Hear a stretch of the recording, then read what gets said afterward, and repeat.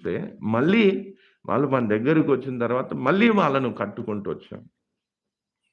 మళ్ళీ వాళ్ళని ఎంత భయంకరమైన దుస్థితి అంటే ఒకవేళ వాళ్ళు అలాగే ఉండిపోతే వాళ్ళు ఏమైపోదురు? అంటే మళ్ళీ వాళ్ళని కట్టుకుంటొచ్చి, మళ్ళీ వారి కోసం ప్రార్థన చేసి, ప్రయాసం చేసి, గద్దించి, హెచ్చరించి ఏదో మళ్ళీ వాళ్ళని సరియైన విశ్వాసులుగా, ఆత్మీకులుగా మార్చడానికి ప్రయత్నం చేస్తున్నాం. ఈ యొక్క విశ్వాస యాత్రలో ముందుకు నడిపించడానికి ప్రయత్నం చేస్తున్నాను. ఇంకో చోట భర్త బాగానే ఉన్నాడు.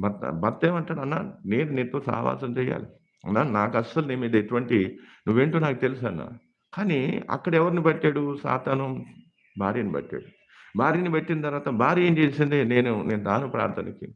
మేము పోయి బతిమిలాడాం. "ఏమైందమ్మా? ఏమైందో చెప్పు. ఒకవేళ మా వల్ల తప్పైతే మేము క్షమాపణ కోరుకుంటాం." ఏం ఏమైందో కారణం చెప్పకుండా మేమేమి వెళ్ళిపోయాం. అంటే ఇలాగా కుటుంబములో ఏ ఒక్కరినో పట్టి, వారి ద్వారా కుటుంబాన్నంతటిని లోకంలోకి తీసుకెళ్ళాలని సాతాను